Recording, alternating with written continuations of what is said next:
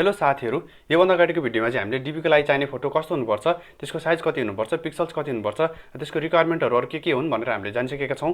साथसाथै हामीले यो पनि जानिसकेका छौं कि डीबीको फोटोमा के हुनुपर्छ, के हुनु पर्दैन, के भयो भने रिजेक्ट हुन्छ, के भयो भने एक्सेप्ट हुन्छ भनेर हामीले योभन्दा अगाडिको भिडियोमा भनिसकेका छौं। साथसाथै हामीले यो पनि थाहा पाएका छौं कि यदि हामीले डीबीका लागि बनाएको फोटो चाहिँ डीबीले भने अनुसारको भएन, डीबीको रिक्वायरमेन्ट भित्र परेन भने चाहिँ हाम्रो डीबीको फोटो रिजेक्ट हुन्छ र डीबीको फोटो रिजेक्ट हुनु भनेको चाहिँ हाम्रो डीबीको फर्म स्वतः रिजेक्ट हुनु हो। त्यसकारण पनि साथीहरु आज हामी यो भिडियोमा के जान्ने छौं भने डीबीको लागि चाहिने फोटो डीबीले भनेको रिक्वायरमेन्ट अनुसार कसरी बनाउने भनेर जान्ने प्रयास गर्नेछौं साथीहरु। त्यसकारण पनि पुरा भिडियोहरु साथ दिनु होला। साथीहरु एकचोटि फेरि दोहोर्याउन चाहे हाम्रो डीबीको अफिसियल वेबसाइटले भने अनुसार चाहिँ हाम्रो फोटो 2 इन्च 2 इन्चको स्क्वायर साइजको फोटो हुनुपर्दछ भने पिक्सल्सको आधारमा चाहिँ हाम्रो फोटो 600x600 पिक्सल्सको स्क्वायर साइजको फोटो हुनुपर्दछ।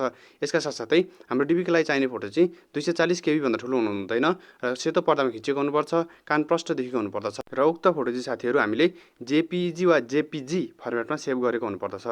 र आजको यो भिडियो चाहिँ साथीहरु स्किप नगरी हेर्नुभयो भने मोबाइलबाट डीबीको लागि चाहिने फोटो कसरी बनाउने भनेर तपाईले प्रष्ट रूपमा सिक्न सक्नुहुनेछ र आफै फोटो बनाउन सक्नुहुनेछ। मेरो यो फोटोले चाहिँ साथीहरु डीबीको दुईवटा रिक्वायरमेन्ट पूरा गरेको छ, जसमा डीबीले भने अनुसार मैले सेतो पर्दामा खिचेको छु, कान प्रष्ट देखिएको छ, तर यसले अरु रिक्वायरमेन्टहरु पूरा गरेको छैन, जसमा हामी यहाँ गरे हेरौं। अब यसमा डिटेलमा गएर फोटोको डिटेलमा गएर हेरौं। डिटेलमा गइसकेपछि हामी फाइल इन्फोमा हेर्नुस् त, यो 497 केबीको फोटो छ। हामीले अघि नै थाहा पाइसकेका छौं कि डीबीको लागि चाहिने फोटो 240 केबी भन्दा ठूलो हुनु हुँदैन र यसको पिक्सल्स पनि 750x900 पिक्सल्स छ र हाम्रो डीबीको लागि चाहिने फोटो चाहिँ हाम्रो 600x600 पिक्सल्सको हुनुपर्छ, 600 पिक्सल्स भन्दा ठूलो हुनु हुँदैन र यो फोटोले मेरो अरु रिक्वायरमेन्टहरु पूरा गरिरहेको छैन। यसका साथसाथै साथीहरु मेरो यो फोटोले चाहिँ डीबीको एउटा मेन रिक्वायरमेन्ट जुन चाहिँ हाम्रो फोटो 2 इन्च 2 इन्चको स्क्वायर साइजको हुनुपर्थ्यो त्यो रिक्वायरमेन्ट पनि पूरा गरिरहेको छैन। त्यसका लागि चाहिँ साथीहरु हामी एउटा एप डाउनलोड गरेर एडिट गर्ने छौं र एडिट गर्ने भन्ने मतलब त्यसलाई जथाभावी एडिट गर्ने हैन कि त्यो एपमा राखेर हामीले यसलाई रिसाइज गर्ने छौं र त्यो रिसाइज गर्दा कस्तो देखिन्छ एकचोटी डेमो हेर्नु होला।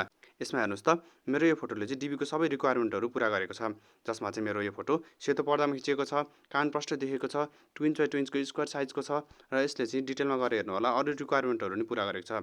जसमा हेर्नु होला फाइल इन्फोमा गएर हेर्नुस् त यो फोटो चाहिँ 240 केबी भन्दा सानो छ, जसमा चाहिँ 212 केबीको छ र पिक्सल्समा चाहिँ 600x600 पिक्सल्स छ, जसको कारण हामी डीबीको सबै रिक्वायरमेन्टहरु पूरा भयो भन्न सक्छौं। र यो फोटोले चाहिँ डीबीको सबै रिक्वायरमेन्टहरु पूरा गरेको छ। यो फोटो सेतो पर्दामा खिचेको छ, कान प्रष्ट देखेको छ, 240 केबी भन्दा सानो छ र पिक्सल्समा 600x600 पिक्सल्स छ।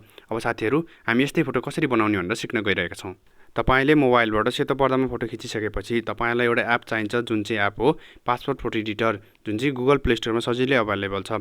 गुगल प्ले स्टोरबाट डाउनलोड भइसकेपछि तपाईले के गर्नुपर्छ भन्दा न्यू फोटोमा क्लिक गर्नु होला। न्यू फोटोमा क्लिक गरेपछि सबैभन्दा माथिको अप्सन जहाँ चाहिँ युनाइटेड स्टेट्स युएसए लेखेको छ त्यसमा चाहिँ 2 इन्चको फोटो भनिएको छ, त्यहाँ क्लिक गर्नु होला। क्लिक गरिसकेपछि तपाईले 300 dpi मा क्लिक गर्नु होला। तपाईहरुले तल क्लिक नगर्नु होला साथीहरु, किनकि 300 dpi ले नै तपाईको फोटो 240 केबी भन्दा सानो बनाउन मद्दत गर्छ, रिसाइज गर्न मद्दत गर्छ। त्यसपछि साथीहरु तपाईले तल ग्यालरीको अप्सन देख्नुहुन्छ, ग्यालरीको अप्सनमा गएर अघि सेतो पर्दामा खिचेको फोटो सिलेक्ट गर्नु होला। सिलेक्ट गरिसकेपछि तल स्टार्ट एडिटिङको अप्सनमा क्लिक गर्नु होला। नीड हेल्प भनेको छ, यसमा केही नगरिकन नेक्स्टमा क्लिक गर्नु होला। यसमा चाहिँ तपाईहरुले यो देखाएको बक्समा चाहिँ फोटोलाई मिलाएर राख्नु होला।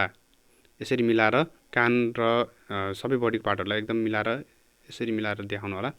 यसो गर्दाखेरि तपाईको यता साइजमा देख्न सक्नुहुन्छ तपाईले 2 इन्च 2 इन्चको स्क्वायर साइज बन्ने छ। क्रपमा क्लिक गर्नु होला। क्रपमा क्लिक गरेपछि यहाँ कुनै पनि एडिट नगरिकन यदि तपाईको फोटो एडिट गर्न खोज्नु भयो भने तपाईको फोटो रिजेक्ट हुन्छ। कुनै पनि एडिट नगरिकन तपाईले जस्तो खिच्नु भएको छ त्यस्तै नेक्स्ट गर्नु होला। नेक्स्ट गरिसकेपछि तपाईले सेभको अप्सनमा क्लिक गर्नु होला। सेभको अप्सनमा क्लिक गर्ने बेलामा तपाईहरुले साथीहरु यहाँ तल हेर्नु होला तपाईको फोटो फाइल साइज देखाएको छ, फाइल साइजलाई चाहिँ अलिकति बढाउने कोसिस गर्नु होला। यहाँ 243 केबी भयो, यो चाहिँ हाम्रो ठुलो भयो, यसलाई अलिकति घटाउन प्रयास गर्नु होला।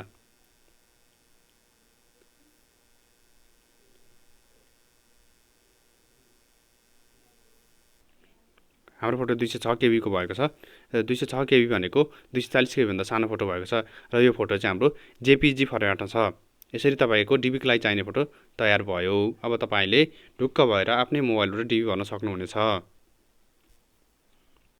साथीहरु यसरी तपाईले सेतो पर्दामा खिचिएको कान प्रष्ट देखेको फोटोलाई डीबीको सबै रिक्वायरमेन्ट अनुसार पूरा गर्नुभयो। अब तपाईले ढुक्क भएर डीबी भर्न सक्नुहुनेछ। साथीहरु डिबीको अफिसियल वेबसाइटले के पनि भनेको छ भने तपाईले चाहिँ फोटो स्टुडियोमै गएर खिचेको हुनुपर्छ भन्ने छैन। तर तपाईले फोटो खिच्दा घरमै फोटो खिच्नु भयो भने के ध्यान दिनुपर्छ भने तपाईले खिच्ने फोटोमा पछाडि कुनै पनि दाग धब्बा वा छाया देखेको हुँदैन।